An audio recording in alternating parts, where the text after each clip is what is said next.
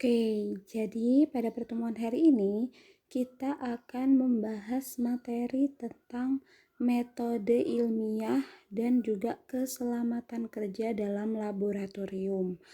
Nah, seperti yang kita tahu ya, untuk biologi itu adalah ilmu sains di mana cara menemukan teori-teori biologi itu berdasarkan metode ilmiah. Nah, metode ilmiah itu adalah bentuk pemikiran kritis yang digunakan untuk mengurangi ketidakpastian atau disebut juga dengan prosedur atau cara untuk mengetahui sesuatu berdasarkan langkah-langkah sistematis dan menggunakan cara berpikir yang logis. Jadi suatu prosedur untuk mengetahui sesuatu hal berdasarkan langkah-langkah sistematis dan logis. Nah, metode ilmiah itu dimulai dari suatu pertanyaan atau adanya masalah dan hasrat ingin tahu dari seseorang. Jadi apabila seseorang tuh ingin mengetahui kenapa kok bisa virus COVID itu berkembang sangat cepat, lah itu adalah hasrat ingin tahu dan permasalahan. Maka para ilmuwan untuk mencari tahu jawabannya akan menggunakan metode ilmiah atau pendekatan non ilmiah. Karena biologi adalah ilmu sains, maka pasti menggunakan pendekatan ilmiah dengan metode ilmiah. Begitu ya. Nah, contohnya nih, misalkan ada Amir sakit perut selama seminggu.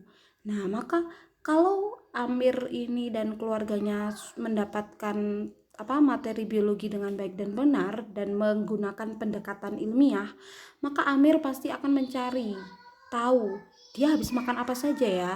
Lalu dia akan ke dokter. Kalau perlu dia harus tes laboratorium, kemudian diberi obat dan ternyata hasil dari tes itu diketahui bahwa Amir keracunan makanan yang sudah dimakan. Nah, itu adalah metode ilmiah dengan menggunakan pendekatan ilmiah.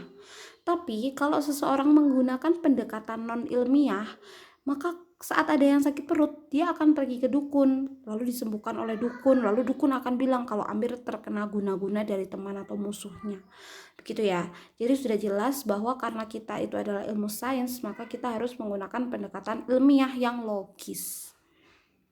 Apa saja sih langkah-langkah metode ilmiah? Langkah metode ilmiah sebenarnya itu ada 5. Singkatan dari MOHEK, MOHE.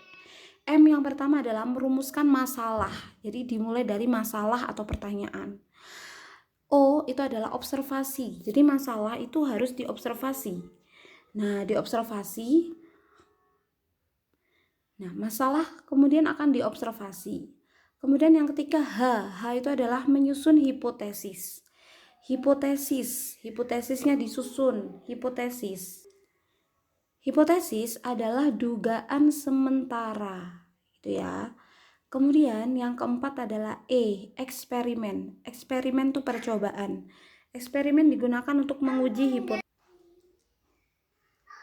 Nah, setelah dilakukan eksperimen atau percobaan untuk menguji hipotesis, dilakukanlah langkah kelima, yaitu K, membuat kesimpulan. Mohe, merumuskan masalah, observasi, menyusun hipotesis, eksperimen, dan membuat kesimpulan. Nah, apabila kesimpulannya sudah dihasilkan, selanjutnya adalah publikasi. Oke, nah selanjutnya kita akan ke materi tentang variabel penelitian. Variabel penelitian secara umum itu dibagi jadi 3, yaitu ada variabel bebas atau independent variable, ada variabel terikat atau dependent variable, dan yang ketiga adalah variabel kontrol. Nah, variabel bebas itu adalah variabel yang sengaja dibuat berbeda. Jadi sengaja dibuat berbeda oleh peneliti. Sedangkan variabel terikat itu adalah variabel hasil dari perlakuan variabel bebas. Kalau variabel kontrol adalah variabel yang dibuat sama oleh peneliti. Nah, kita ambil contoh ini ya. Di sini ada percobaan. Percobaan di mana seseorang ingin menanam tanaman, Kemudian variabel bebasnya itu adalah pupuk, pengaplikasian pupuk pada tanaman. Jadi ada tanaman yang diberi pupuk, tanaman A diberi pupuk, tanaman B tidak diberi pupuk. Nah, bisa dilihat dependent variabel atau variabel terikatnya itu adalah pertumbuhan tanaman. Ada tidaknya daun, ada tidaknya buah pada hasil percobaan ini. Nah, itu adalah variabel terikat. Sedangkan variabel kontrolnya itu adalah jumlah air untuk menyiram, jumlah pupuknya, dan intensitas cahaya matahari. Nah, jadi gini, misalkan kalian ingin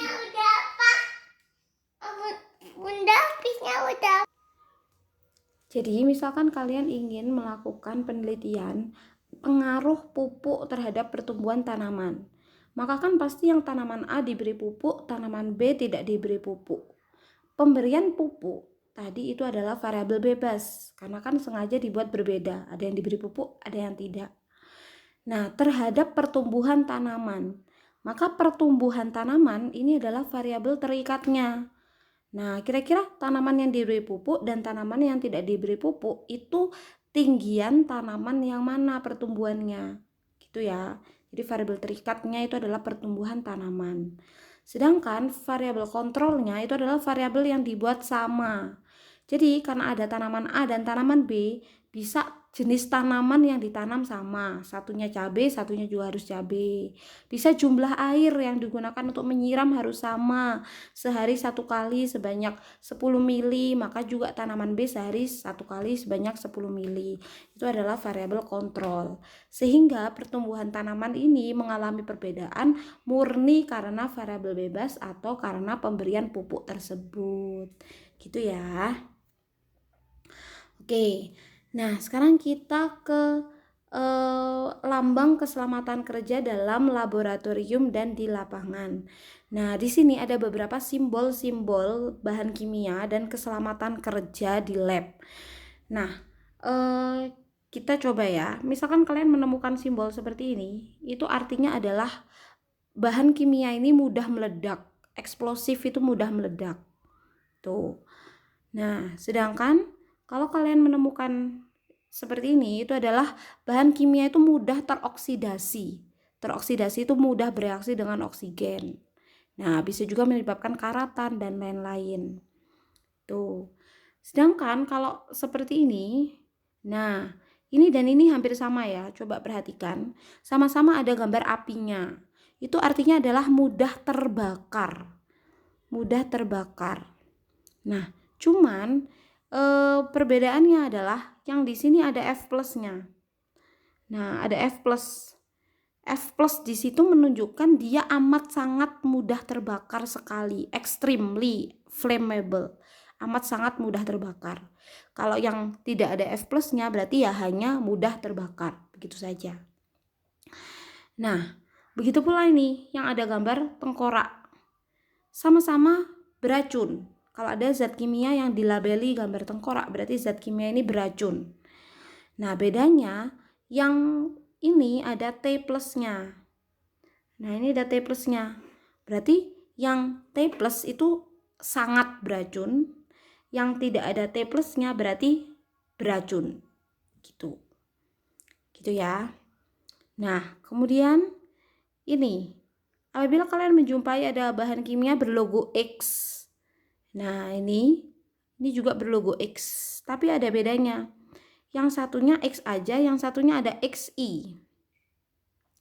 X aja itu berarti adalah bahan kimia itu berbahaya, harmful itu berbahaya. Sedangkan apabila X ada I-nya, berarti dia itu menyebabkan iritasi atau iritan. Jadi contohnya hidrogen peroksida itu kalau terkena kulit akan teriritasi, putih-putih, mengelupas. Nah, itu adalah bahan kimia yang dapat menyebabkan iritasi. Tuh.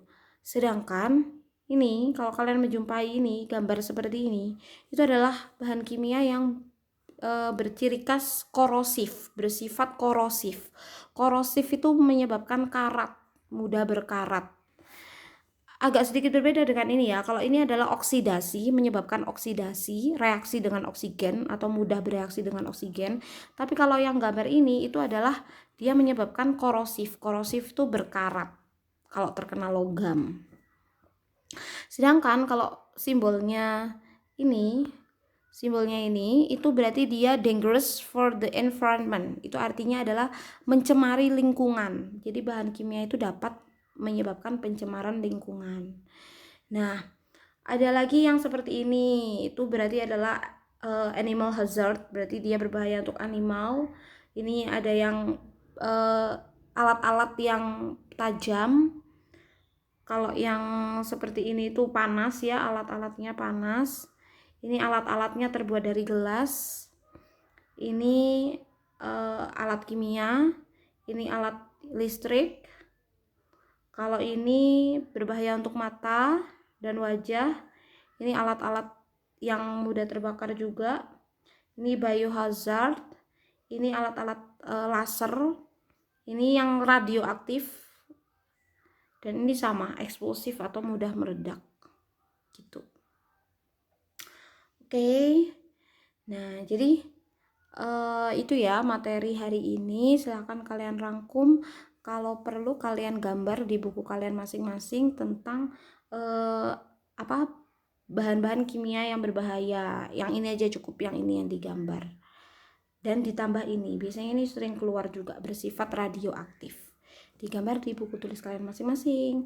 Oke, sekian dari saya. Wassalamualaikum warahmatullahi wabarakatuh.